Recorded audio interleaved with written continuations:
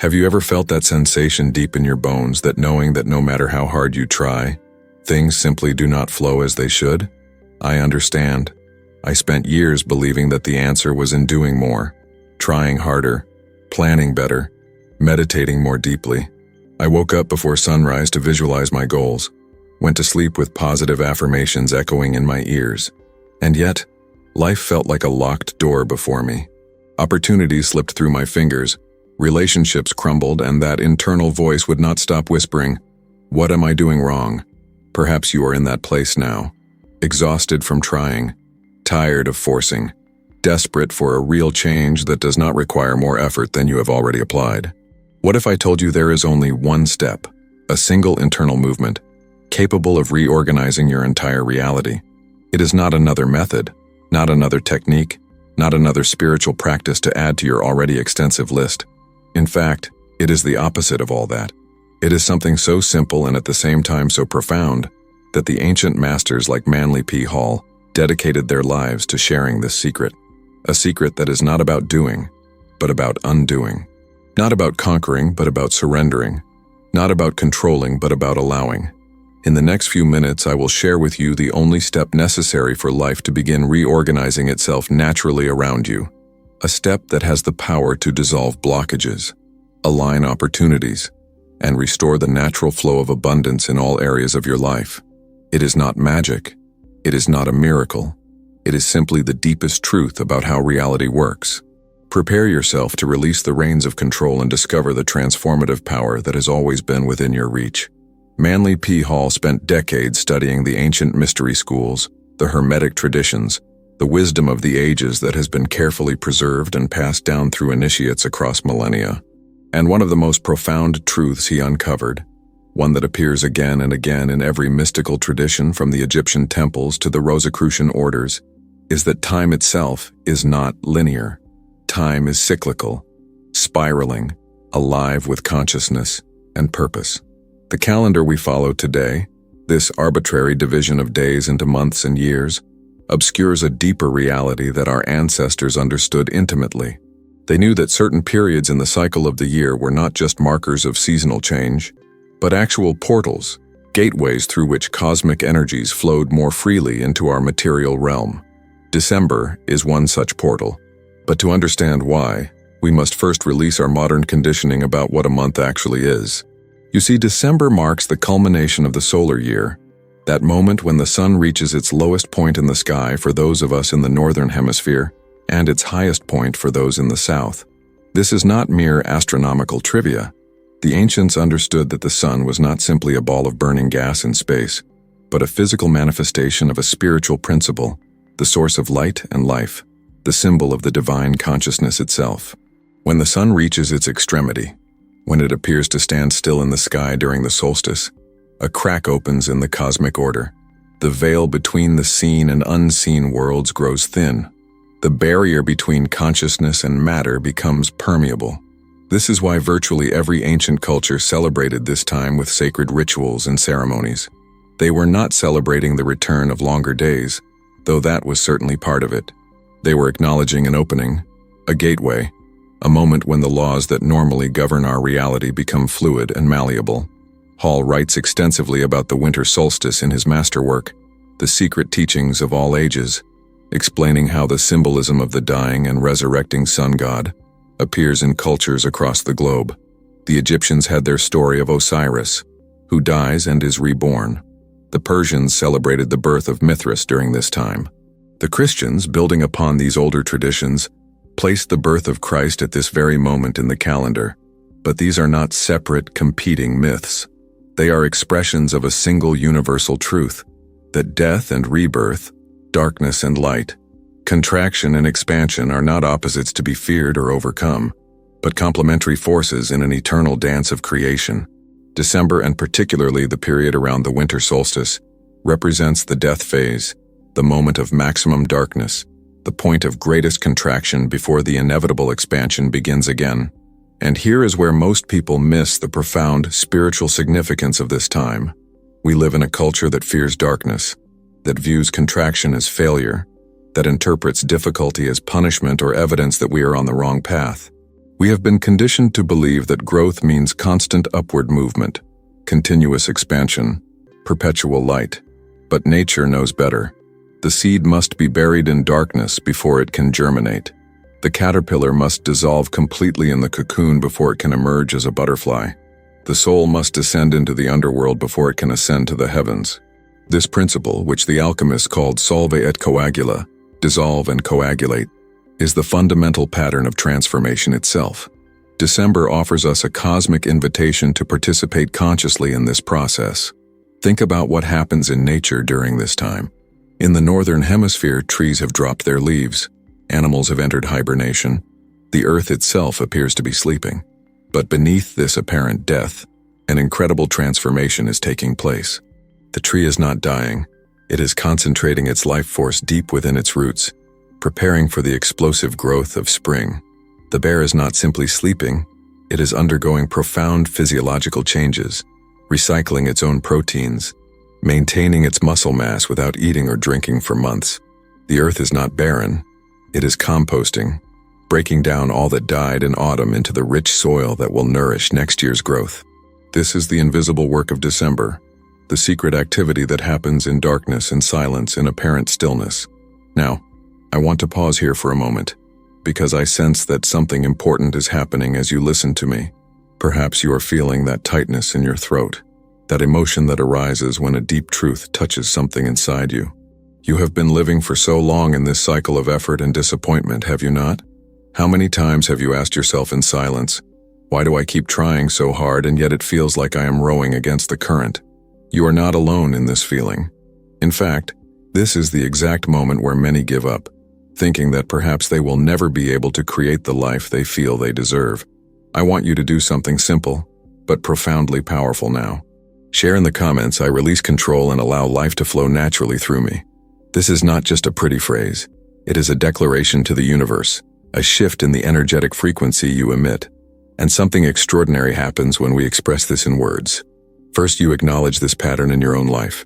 Second, you help countless other people who are reading the comments at this exact moment, people who thought they were the only ones feeling this exhaustion from constant struggle.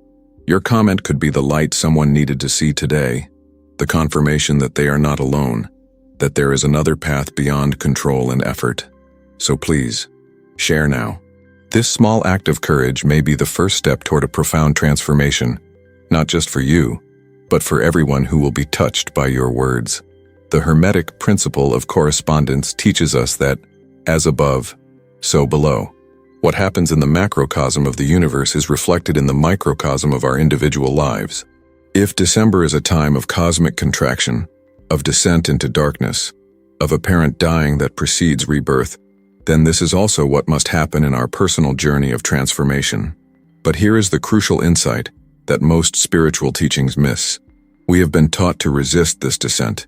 We have been told that darkness is bad, that contraction means we are failing, that difficulty is evidence we are not manifesting correctly, and so we fight against the natural cycle. We try to force perpetual growth, continuous positivity, endless expansion. We exhaust ourselves trying to maintain summer in our souls when the cosmos itself is calling us into winter. Hall understood this deeply. He taught that true spiritual development is not about transcending the material world or escaping the cycles of nature, but about consciously participating in them. The initiate does not avoid the descent into darkness, he embraces it. She does not resist the death of the old self, she surrenders to it willingly. Because wisdom teaches us that what appears to be an ending is actually a transformation. What looks like loss is actually liberation. What feels like death is the preparation for rebirth. December offers us this teaching written large across the heavens. The sun itself shows us how to die and be reborn. The earth itself demonstrates how to let go and renew. Consider for a moment what you have been holding on to. What patterns, beliefs, relationships, identities have you been desperately trying to maintain, even though they no longer serve you? What aspects of your old self are you clinging to out of fear of the unknown? December is cosmically aligned to support you in releasing these things. The energy of this month naturally facilitates endings, completions, dissolutions, but only if you work with it rather than against it. Only if you stop trying to force growth and instead allow the composting of what has died. Only if you trust that the darkness is not your enemy, but your teacher. The ancient mystery schools taught their initiates about the initiatory process, a deliberate journey through symbolic death and rebirth that mirrored the cosmic cycles. The candidate would be placed in a tomb or sarcophagus for 3 days, replicating the death and resurrection of the solar deity. During this time, they were said to travel through the underworld, facing their shadows, confronting their fears, dissolving their limited sense of self, and when they emerged, they were reborn as a new being, an illuminated one, someone who had died to their old identity and awakened to their true nature. This was not a metaphor. This was a technology of transformation, a method for accelerating spiritual evolution by consciously aligning with the natural pattern of death and rebirth. You do not need to be locked in a tomb for 3 days to access this transformative power. December itself is the tomb. The winter solstice is the moment of death. And January, with its promise of new beginnings, is the resurrection. But you must surrender to the process. You must allow December to do its work on you. You must stop resisting the endings that are trying to happen, the completions that are seeking to occur, the deaths that are necessary for your rebirth. This is not about giving up or being passive. This is about recognizing that there is a wisdom in the universe far greater than your conscious mind, and sometimes the most powerful action you can take is to get out of its way. Hall often spoke about the difference between the exoteric and esoteric understanding of spiritual teachings. The exoteric, or outer teaching, is what most people receive. It is the literal, surface-level interpretation that keeps them bound to external rituals and practices. The esoteric, or inner teaching, is reserved for those who are ready to look deeper, to find the hidden meaning, to discover the transformative truth beneath the symbol. When it comes to December and the winter solstice, the exoteric teaching is about celebrating holidays, giving gifts, making resolutions for the new year. The esoteric teaching is about conscious participation in the cosmic cycle of death and rebirth, about using this portal to release what no longer serves and prepare the ground for what wants to emerge. The question becomes, how do we practically work with this energy? How do we align ourselves with this cosmic portal that December represents? The answer, as with most profound spiritual truths, is deceptively simple. You must create space. Not physical space, though, that can help. Not temporal space, though, that too has value. But internal space. Space in your consciousness. Space in your energy field. Space in your life for something new to enter. And the only way to create this space is through release, through surrender, through letting go. This is the one step I mentioned at the beginning. The single movement that can reorganize your entire reality. It is not an action you take, but an allowing you cultivate. It is not something you do, but something you stop doing. For years, perhaps your entire life, you have been gripping, controlling, managing, forcing. You have been the director of your life's play, trying to manipulate every character and control every outcome. You have been exhausting yourself trying to make things happen according to your limited vision of how they should be. December invites you to do the opposite, to open your hands, to soften your grip, to release your insistence on how things must unfold. When you truly let go, something magical happens. The universe, which has been waiting patiently for you to get out of the way, can finally move on your behalf.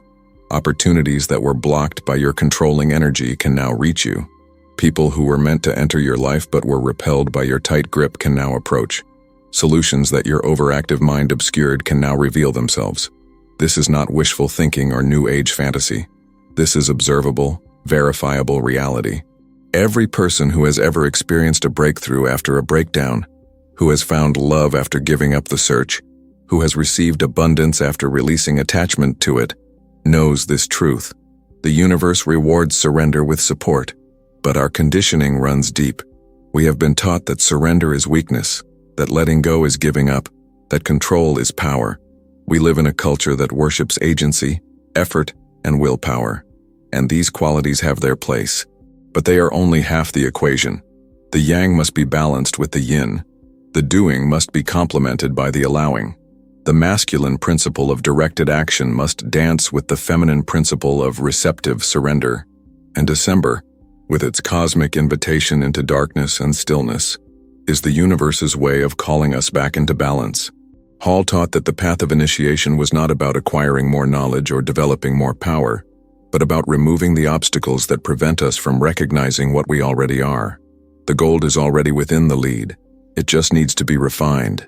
The divine is already within the human. It just needs to be revealed. The perfection is already present in the imperfection. It just needs to be recognized. And what are these obstacles that obscure our true nature? They are the false beliefs, the limiting patterns, the old identities that we clutch to out of fear. December's gift is that it creates the perfect cosmic conditions for these obstacles to dissolve. Imagine you are a river that has been dammed up, your natural flow restricted by barriers of fear, control, and resistance. For years, you have been trying to push water through those barriers by sheer force of will, exhausting yourself in the process. December is offering you a different approach. It is inviting you to dissolve the dam itself, to let those barriers crumble, to allow your natural flow to resume. And when the dam breaks, the river does not need to effort its way to the ocean. It goes there naturally, joyfully, inevitably. This is what life can be when you align with its natural rhythm rather than fighting against it. The alchemists had a phrase, solve et coagula, dissolve and coagulate. They understood that transformation always involves a breaking down before a building up. The base metal must be dissolved before it can be reformed as gold. The old structure must be demolished before the new one can be built. The caterpillar's body must completely liquefy in the chrysalis before it can reorganize itself into a butterfly. This is not a pleasant process. It can feel like falling apart, like losing yourself, like dying. And in a sense, you are. The old you, the limited identity you have been carrying, must die so that the true you can be born. December supports this dissolution. It is literally encoded into the cosmic energies of this time. You might be wondering, if I let go, if I surrender control, will not everything fall apart? Will not chaos reign? Will not my life collapse? And the answer is yes, in a way. The structures that were built on false foundations will collapse. The relationships that were held together by your effort alone will end. The circumstances that required your constant management to maintain will dissolve. But here is what most people do not realize. Those things were meant to fall apart. They were meant to end. They were holding you in a pattern that no longer serves your evolution. Their dissolution is not a tragedy, but a liberation. It is the universe clearing space for something far better to enter. Think of it this way. If you have a garden full of weeds and you want to plant flowers, you have two options.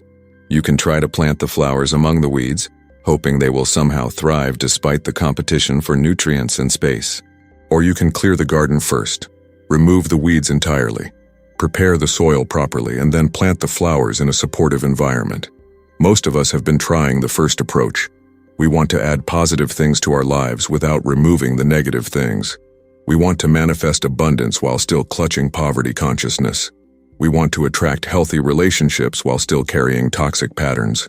We want spiritual awakening while still holding on to egoic identities. It does not work. The weeds must be pulled first. December is the cosmic gardener, offering to help you clear your inner landscape. But you must give permission. You must be willing to see what is no longer serving you, even if it is familiar, even if you have identified with it for years, even if its removal is scary. This is the work of shadow integration, of honest self-examination, of ruthless inventory. And while it can be done at any time, it is particularly powerful to do it now, when the universe itself is conspiring to support this process. Hall often referenced the symbolism of the phoenix, the mythical bird that dies in flames only to be reborn from its own ashes. This is not just a nice story. This is a teaching about the nature of transformation itself. The phoenix does not resist the flames. It does not try to save parts of its old body. It surrenders completely to the fire, trusting that from this total dissolution, something new and magnificent will emerge.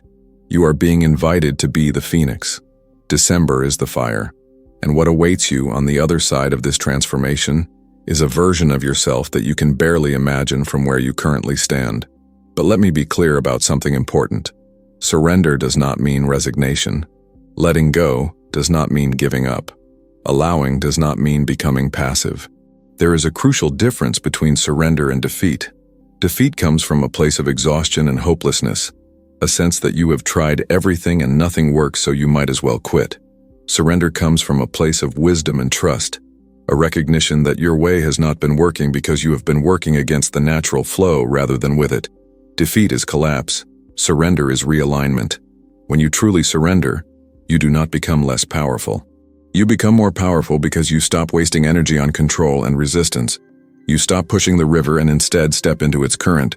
You stop fighting the universe and instead partner with it. You move from force to flow, from effort to ease, from manipulation to manifestation.